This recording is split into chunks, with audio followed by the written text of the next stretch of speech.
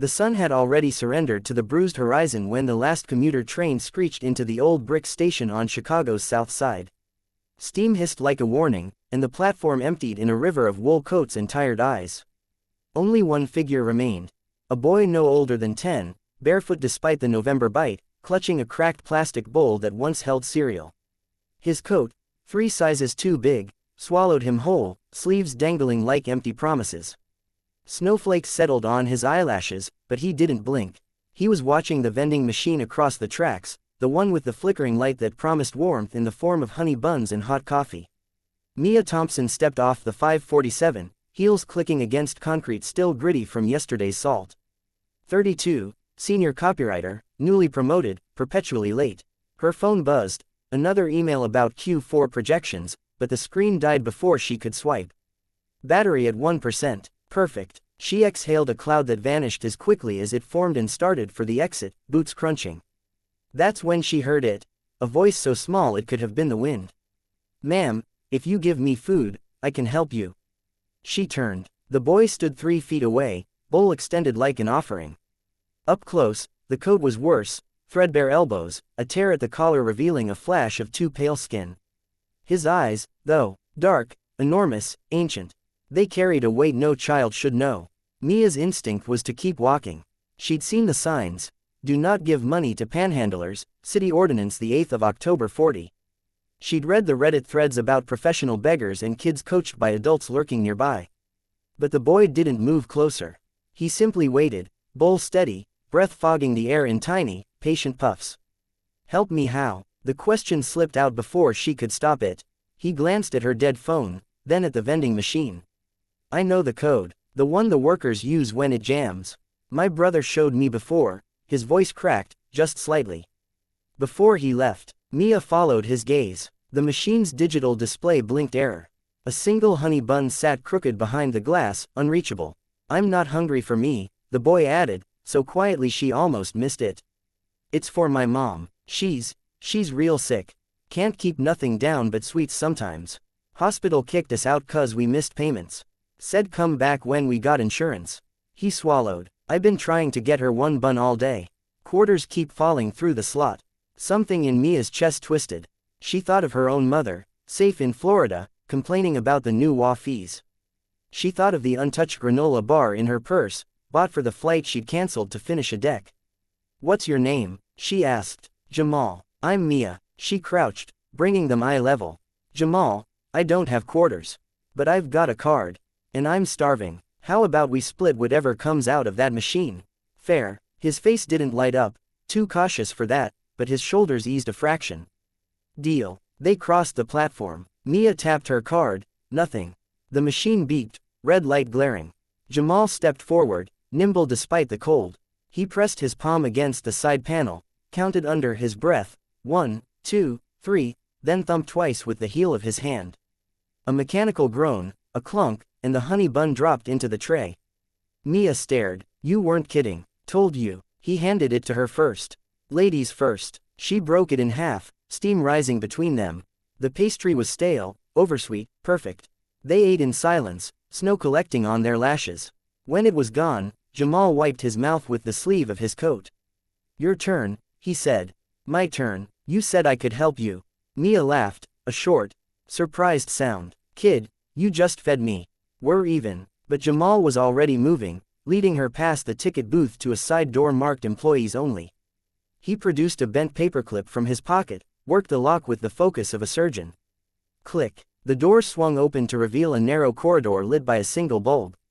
"Shortcut to the blue line," he whispered.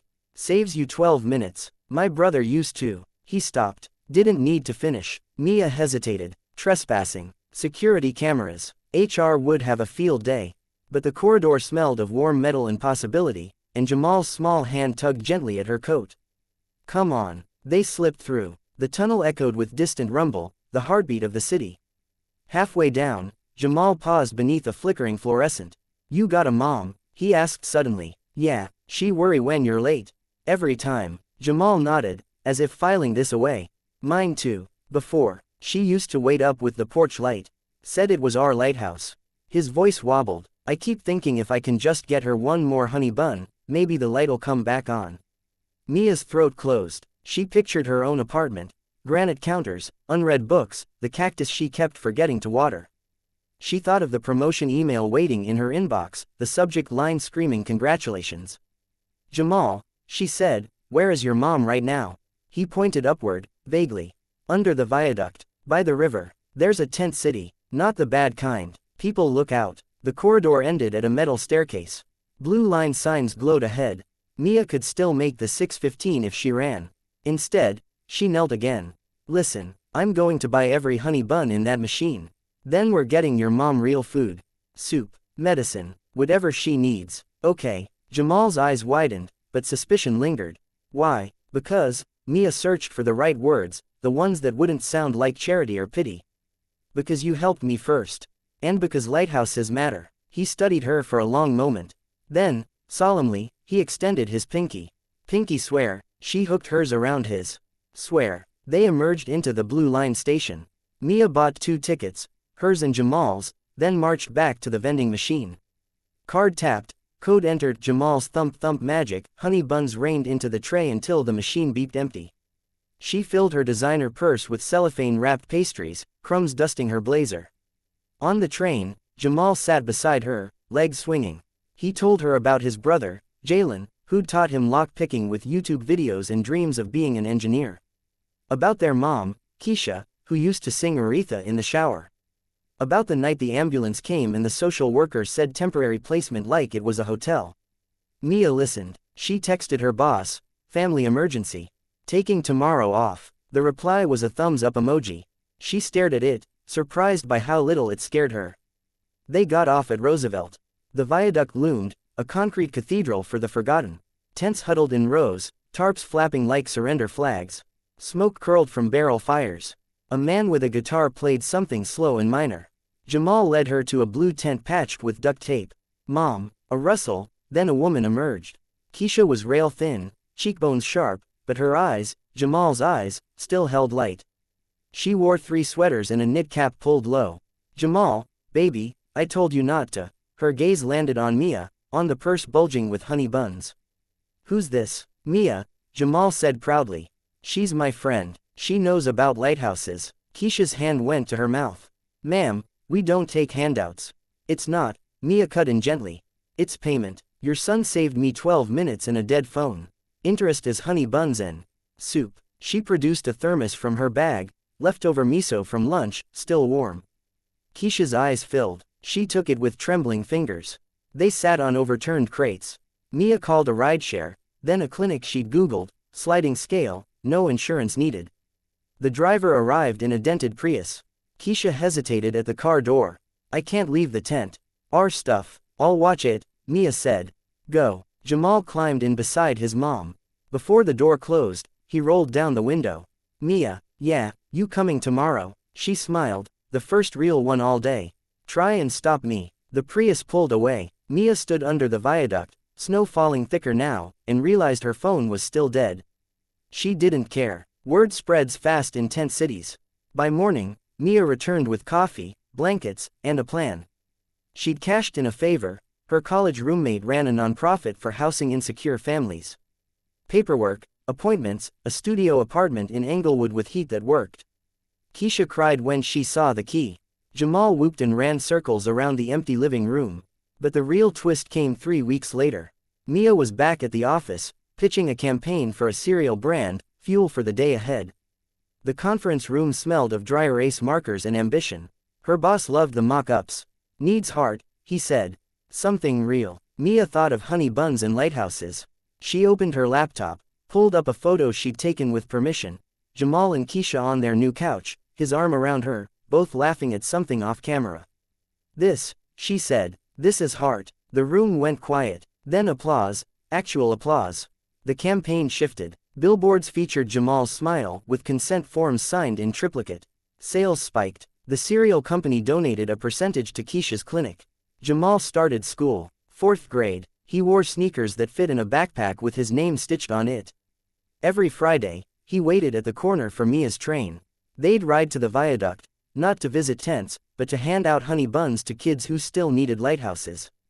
One evening, as spring teased the city with crocuses, Jamal tugged Mia's sleeve. Look, he pointed to a mural on the viaduct wall. Someone had painted a lighthouse, beam cutting through graffiti and grime. At its base, in careful block letters, "If you give me food, I can help you." Underneath, smaller, J&M. Mia's eyes stung. Who did this? Jamal grinned, missing front tooth and all. Me and Mom. Took 3 nights. Used the good paint from the hardware store, the kind that glows when cars pass. She hugged him so hard his backpack squeaked. Years later, when Mia's TED Talk went viral, "The Economics of Kindness, How a Honey Bun Saved My Soul," reporters asked what inspired her. She told them about the boy with the paperclip and the vending machine code. About the mother who sang Aretha. About the night she chose 12 minutes over a promotion. But the part that made audiences weep wasn't the data or the ROI. It was the postscript. Jamal, now 17, stood on stage beside her in a cap and gown. Valedictorian. Accepted to MIT on full scholarship. Major. Mechanical engineering. He took the mic. "My mom always said lighthouses don't just guide ships," he told the crowd. "They remind them home exists. So if you're out there, lost in the fog, listen. Someone's keeping the light on. And if you give them food," he smiled at Mia, "they might just help you find your way back." The auditorium erupted. Mia cried openly, "Mascara be damned. Because kindness isn't a transaction. It's a relay. 1 honey bun, 1 thump on a vending machine, 1 pinky swear in a snowy tunnel. Pass it on, and the light travels farther than you'll ever know." And somewhere, under a viaduct that no longer houses tents, a mural still glows when headlights sweep past. A reminder, a promise, a lighthouse for anyone still brave enough to ask for help, and generous enough to give it. Word count: 3,000.